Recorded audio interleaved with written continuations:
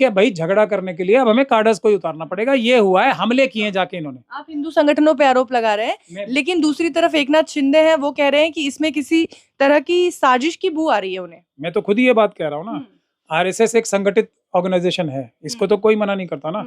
बजरंग दल उनका एक sister organisation है, उनका है, उन्होंने ही तो जाके शुरू किया है। शुरू किसने किया है बताओ आप मुझे? पुतला जलाने की परमिशन थी क्या उनके पास पुलिस द्वारा?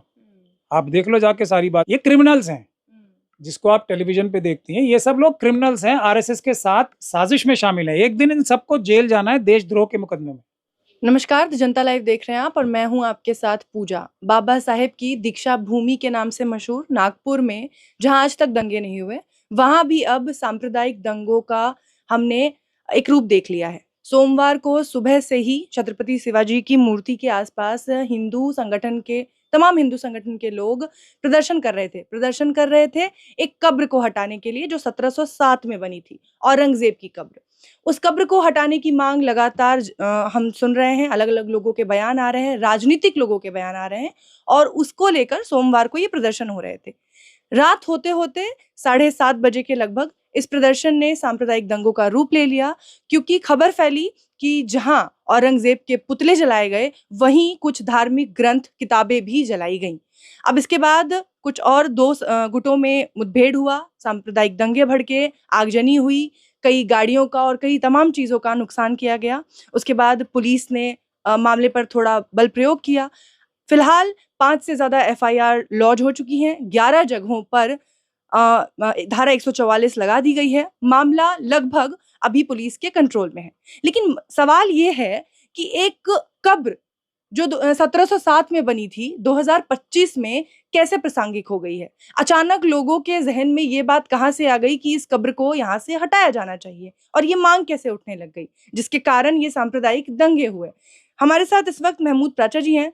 सर, जैसा कि मैंने कहा कि एक कब्र जो 1707 में बनी है, 2025 में अचानक से लोगों को क्यों ये जरूरत महसूस हो रही है, खास तौर से हिंदू संगठनों को, कि इस कब्र को हटाया जाना चाहिए, और इससे क्या फायदा होगा उनका? देखिए, अगर ठंडे दिमाग से सोचें तो आपका बहुत ही ऐसा सवाल है जो एकदम उचित है, एकदम 100% सही सवाल है। तो कुछ लेना देना ही नहीं है आपस में, लेकिन लेना देना तो है। अगर हम इसको थोड़ा ठंडे दिमाग से सोचें, लेना देना ये है कि मैंने, राहुल गांधी जी ने और दूसरे नेताओं ने, विपक्ष के, ये बताना शुरू किया कि महाराष्ट्र का चुनाव तो चोरी द्वारा जीता गया है। सच्चाई ये है कि जो जो प्रॉमिसेस महाराष्ट्र की सरकार ने, देवेंद्र फडणवीस जी की सरकार ने जो वादे किए थे, वो वादे सारे विड्रॉ रहे। महिलाओं से को पैसा देना बंद कर दिया है। सच्चाई ये है कि शिंदे साहब को अब ये साफ नजर आने लगा है कि उनके साथ कितना बड़ा धोखा हो गया। अजीत पवार जी को ये साफ नजर आने लगा है कि कितना बड़ा धोखा हो गया उनके साथ, और अब उनकी पार्टी तोड़ने के लिए आरएसएस और बीजेपी तैयार खड़ी है, और वो इनकी पार्टी से बाहर निकल के महाराष्ट्र की सरकार गिराने के लिए तैयार खड़े हैं। ऐसा तो पूरा माहौल नजर आ रहा है। दूसरी एक और बात है, पूरे देश में, बॉम्बे में ही है ना स्टॉक एक्सचेंज जो सेबी वगैरह, सारी शेयर मार्केट क्रैश हो गई।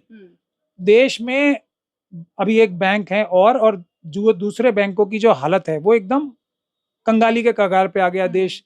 जो देश के ऊपर कर्जा था, जो पिछले 65 साल से 55 लाख करोड़ था, वो मोदी जी ने बढ़ा के उसको 4 गुना ज्यादा कर दिया, 2 लाख, और कुछ लोग बता रहे हैं 2,75,000 करोड़, 2 लाख करोड़ से भी ज्यादा हो गया, 2.25 लाख करोड़ का कर्जा ही हो गया। गिनती नहीं है, मतलब मेरे पास नंबर बताने के लिए भी मेरे को सोचना पड़ रहा है, अर्थशास्त्रियों के पास जाना होगा। हाँ, मतलब पूरी तरीके से देश लुटवा दिया। ट्रंप साहब ने पड़ोस में बिठा के अपने पेपर बैलेट की भी बात कर दी, और ये बोल दिया कि अपने टैरिफ विड्रॉ करने पड़ेंगे, और मोदी जी ने हाथ जोड़ के हाँ कर दी। अब ये सब जब हो रहा है तो देश की जनता मोदी जी से, अमित शाह जी से, आरएसएस से और बीजेपी से कितनी ज्यादा खुश हो जाएगी। एक और चीज हो रही है, सुब्रमण्यम स्वामी जी बार बार कह रहे हैं कि 4,000 किलोमीटर भारत की जमीन जो है चाइना ने छीन ली, और मोदी जी डरते हैं इसलिए वो वापस नहीं लेना चाहते। तो इन सब से दंगों का क्या लिंक? इससे आप ये बताओ कि देश की जनता जो है, जो देश की बहादुर जनता है, जो देश की जनता अपना पेट काट काट के देश को 5 ट्रिलियन इकोनॉमी बनाने के लिए दिन रात मेहनत कर रही है, वो खुश हो जाएगी या नाराज हो जाएगी थोड़ी थोड़ी सी मोदी जी से, ये मोदी जी क्या कर रहे हो। दूसरा फिर धारावी है, इससे देश की जनता खुश हो जाएगी या नाराज हो जाएगी मोदी जी से कि भैया लूट लिया तुमने, हमें बर्बाद कर दिया, तुम भागो यहाँ से, हमें पता है तुम मशीनों से चुनाव जीतते हो, हटो यहाँ से। अब ये जो भावनाएं आ रही हैं इसको कैसे दबाया जाए ये मुझे बताओ। इसलिए 1707 औरंगजेब का नाम लाना जरूरी है, अलाउद्दीन खिलजी का नाम लाना जरूरी है, इसीलिए कुछ मारकाट करानी जरूरी है। और ये आरएसएस एक संगठित ऑर्गेनाइजेशन है, इसके कार्यकर्ता पूरी तरीके से संगठित होते हैं। इन्होंने खुद माना है, मैंने भी रिपोर्ट्स भी पढ़ी हैं कि हमने वहां प्रदर्शन किया, अब शिवाजी की मूर्ति के सामने चलो अपने आप को, आप बुज़दिल लोगों को बहादुर बताना है अपने आप को, तो कैसे बताएं कि भाई किसी बहादुर आदमी के साथ अपना नाम जोड़ते हैं। अब शिवाजी निस्संदेह बहुत बहादुर आदमी थे, तो उनके समर्थक बन के हम भी बहादुर बन जाएंगे, वैसे तो हम डरपोक हैं। तो अब वो लोग वहां पहुंच के शिवाजी की जय करते तो समझ में आते हैं, किसी का पुतला जलाने की बात क्यों कर रहे हैं वो, और पुतला जलाने की बात खुद मान रहे हैं कि हमने जलाया था। तो गलती किसकी हुई, पुतला जलाया था और वहां तक खत्म नहीं हुई होगी बात। यहाँ मैं एक बात और क्लियर करना चाहता हूँ कि ये जो आम जनता है ना, भले ही वो चतुर्वर्ण व्यवस्था में जो पहले अपने आप को सवर्ण मानते हैं ना, उसमें वो लोगों की भी आम जनता नहीं होती है। ये सारे दंगे, अटैक, आतंकवादी घटनाएं कराने के लिए आरामबाई तेंगुल, मेत्री लेपुन, बजरंग दल, विश्व हिंदू परिषद, इसकी जो हिंदू सेना, इस तरह के संगठन संगठित तौर पे ट्रेन तरीके से जो इनके कार्डर्स होते हैं ना, वो ये घटनाएं करते हैं। तो उन्होंने हमले किए। हाँ, लेकिन मुख्यमंत्री महाराष्ट्र के मुख्यमंत्री देवेंद्र फडणवीस तो कह रहे हैं कि फिल्म आई थी छावा, जिसको देख के लोगों के जहन में जो औरंगजेब है उसके प्रति और ज्यादा नफरत हुई और ये सब हो रहा है। छावा तो मेरे ख्याल से अब ज्यादा उसमें चल भी नहीं रही है। नहीं, लेकिन औरंगजेब का जो किरदार उसमें दिखाया गया है, जिस तरीके से क्रूरता हुई है, जिस दिन वो रिलीज हुई थी उसको आज कितने महीने हो चुके, मेरे ख्याल से 1 डेढ़ 2 महीने तो हो ही चुके हैं। हाँ। तो अभी क्यों शेयर मार्केट क्रैश होने से के बाद क्यों, ये बताइए मुझे। जो तो पहले आई थी ना छावा, तो इतने दिन पेशेंटली वेट कर रहे थे कि हम एक दिन जाएंगे और वहां पे ये करेंगे, ये कौन सा है। नहीं, बयानबाजियां तो शुरू से चल रही हैं। खुद देवेंद्र फडणवीस का भी बयान था कि कब्र हटाई जानी चाहिए। हाँ, तो कब्र हटाई जानी चाहिए। तो किसी भी तरीके से जब पब्लिक का गुस्सा नहीं, बयानबाजी तो चल रही थी ना। अब आरएसएस और बीजेपी क्या करती है, अब वो ऐसी पहले भड़काऊ बातें करती है, देखती है क्या कहीं खुद कुछ हो सकता है, कोई कुछ तो कोई खुद कर दे, हमें अपने कार्डर्स को ना उतारना पड़े, क्या कोई ऐसी संभावना है। पूरी ताकत लगा ली, ऊपर से लेकर नीचे तक सब लोगों ने लगा ली, पर देश की जनता तो मोदी जी को गाली देने से ही फुर्सत नहीं पा रही ना, अपनी तकलीफों में इतने घिरी हुई है कि किसी और चीज के ऊपर ध्यान ही नहीं जा रहा।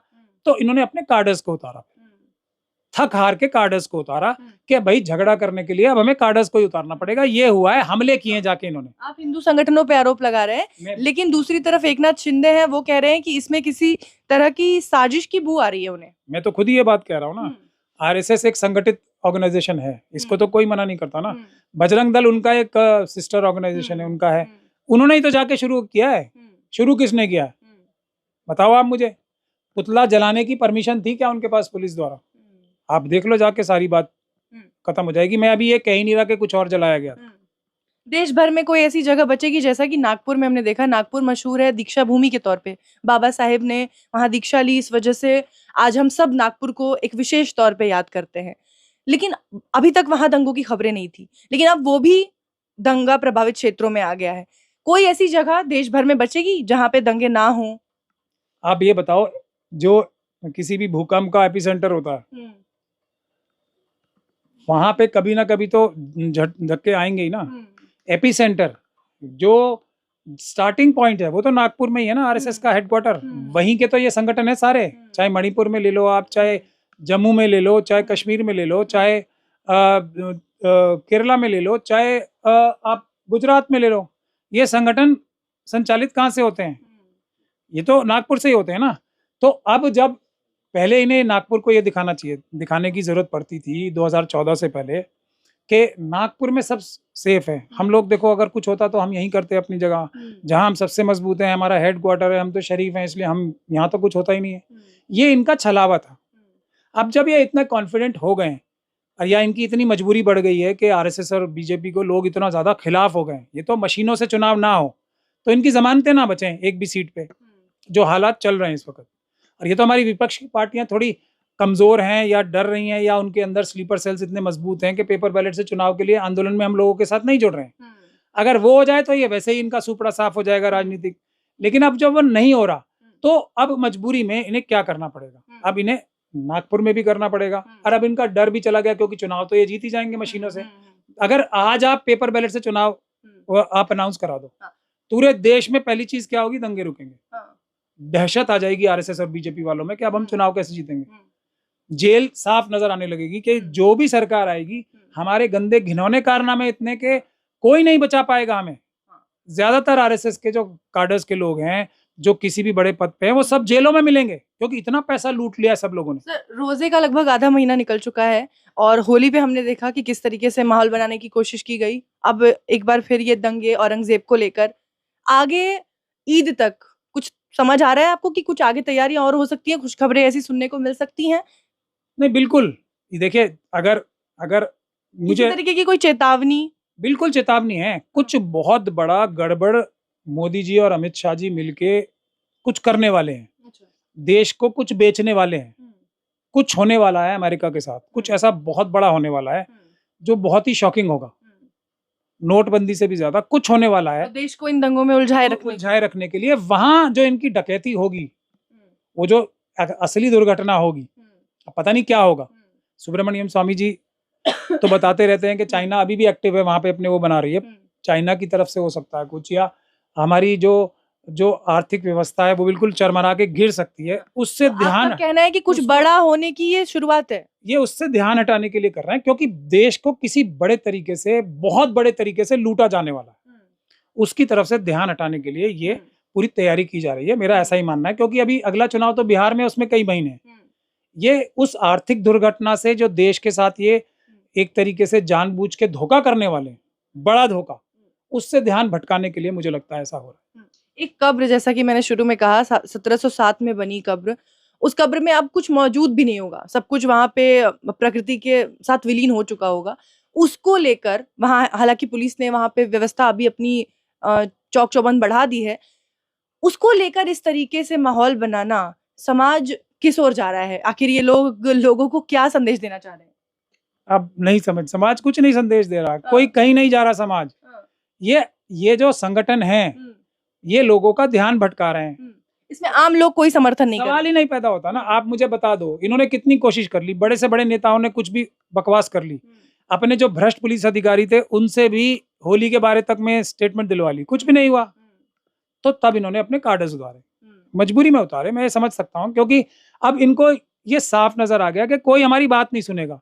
हमारे जो सो कॉल्ड सवर्ण क्लास है ना, वो भी हमसे नफरत कर रही है क्योंकि उन्हीं की जेब भी तो काट ली हमने तो अपने मुट्ठी भर लोगों को जो ये मोदी जी और अमित शाह जी के जो मनुवादी मानसिकता के गुजराती बिजनेसमैन है ज्यादातर, ये अडानी अंबानी यूसुफ लुलू जैसे जो हैं, इन लोगों को देना है ना। बाकी भी स्वर्ण समाज से भी तो छीन लेंगे ना सारा। अब सभी लोग इनको मतलब नफरत कर रहे हैं तो क्या करें?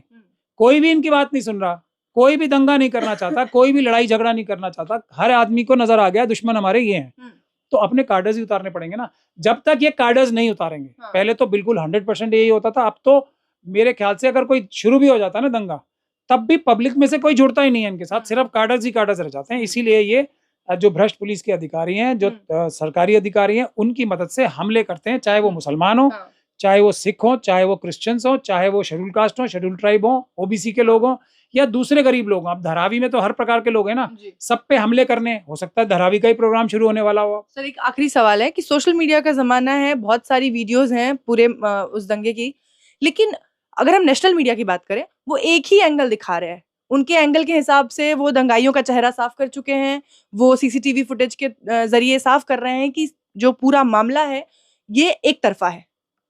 बहुत ही नम्रता से मैं आप लोगों को बहुत बार बोल चुका हूँ, एक बार आपके भी माध्यम से आप सब लोगों से रिक्वेस्ट करना चाहता हूँ कि आप लोग क्या हो, आप कौन हो ये बताओ पहले मुझे। आप नेशनल मीडिया आप हो, आप अपने बारे में बोल रहे थे, क्या आपके चैनल ने इस प्रकार की कोई वन साइडेड स्टोरी चलाई है आपके चैनल ने? नो।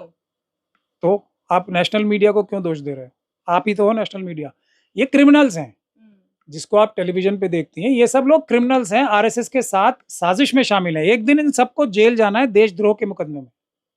आप उनका नाम लेके क्यों देश की नेशनल मीडिया को बदनाम कर रहे हो, अपने आप को बदनाम कर रहे हो? आप हो मेन स्ट्रीम मीडिया, आप हो मीडिया, वो तो सब बेईमान हैं, देशद्रोही हैं, क्रिमिनल्स हैं, उनकी बात मत करो। वो तो अपना वो तो कार्डर्स है ना, बजरंग दल जैसे हैं वो लोग सब, हरामभाई, तेंगुल, मेती, लेपुन है वो सब लोग, उनकी क्या बात कर रहे हो? आप लोग बताओ, आप लोगों ने क्या अभी अभी आपने बात बताई ना, क्या एफआईआर दर्ज हुई? अब आपको बता दिया। ये सब के बावजूद भी मैं गारंटी देता हूँ, हमारे जो समाज के लोग हैं, इतनी जो जो बदतमीजियां बर्दाश्त करके भी कानूनी कार्रवाई करते हैं, इसके लिए एफआईआर दर्ज कराते हैं, इसके लिए भले ही भ्रष्ट अधिकारी बिठा रखे हैं सब जगह, फिर भी जाके अपनी कानूनी कार्रवाई करते हैं। ये है जो SC ST, मुस्लिम, सिख, क्रिश्चियन, बौद्ध और OBCs का तरीका है। जो जो दूसरे सवर्ण समाज के लोग भी अपने आप को कहने वाले हैं, उनकी भी आम जनता ये काम नहीं करेगी जो RSS और BJP के कार्डर्स कर रहे हैं। उनमें हमें फर्क समझना बहुत जरूरी है। चलिए, बहुत बहुत धन्यवाद सर, हमसे बातचीत करने के लिए। शुक्रिया। बहुत शुक्रिया।